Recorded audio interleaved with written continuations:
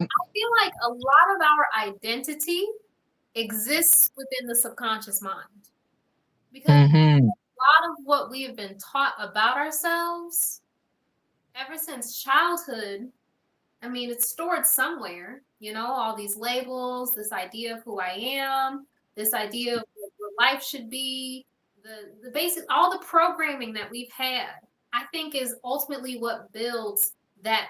So I would call the subconscious mind as like that backdoor programming. It's like Hmm. level of programming that's just kind of, it's all the automated stuff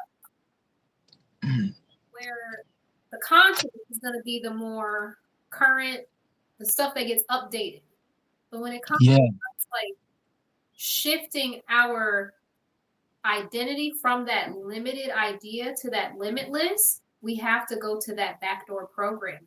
We have to address it and we have to reanalyze it all because a lot of it was given to us way before we could even conceptualize what it even was. Right. And even also, as Seabury mentioned about the ignorance point, it was also given to us at a time where we couldn't conceptualize, but we were completely ignorant of it. Like we weren't even aware that this was taking place. We weren't even aware that it was a point that we would have to defend ourselves. So we would believe in whatever we told. We would accept whatever we were given because we weren't consciously aware that we were given something that we didn't want. Mm. So we Mm-hmm. said we all have a subconscious that is where our ego and identity stems from. Yeah, yeah. And were you gonna say something? Huh? I just that was just like a complete inner child to me. I love it. Like I felt like we was in grade school somewhere with that. That but I was just gonna make a comment about what they said, which is we all have a subconscious that is where our ego and identity stems from. And if you remember, we were talking about the ways to impact the subconscious mind are through symbols, repetition, and trauma. Mm-hmm. And so that could go into how our egos or our being, when we get to that more mature state, is mind controlled because through a kid from 1 to 7, we're getting impacted with symbols, repetition, and trauma. So therefore, we're being impacted in our subconscious mind.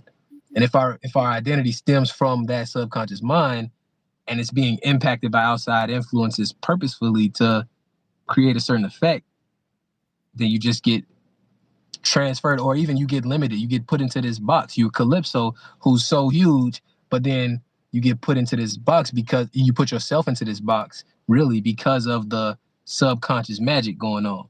That's true. And that's why they say sometimes like your biggest enemy could really just be yourself Hmm. Yeah. Wow. That's crazy because it makes me think you can be an enemy to yourself without even knowing. without even knowing. That's nuts. And this makes me, it kind of makes sense because like some people that I have experienced, they seem to like, it's like, it's like they acknowledge that they lack a certain level of self-control, Hmm. don't really know how to impact it to change.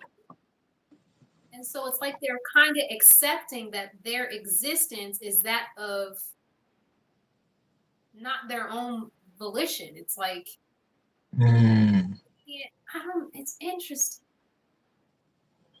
Yeah, it's like they're saying, "Oh, well, that's just me," and it's a half truth because it's like, yeah, that is just you, but you didn't make yourself that way, and Right. that's the part that they're not acknowledging. And if you acknowledge that you didn't make yourself that way, and you also acknowledge that you have the power to dictate who you are, that's when the drive to make that change actually happen comes in.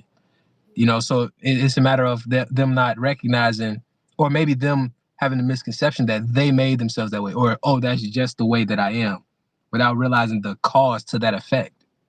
Like, why are you like that? See, and some people don't like to ask why.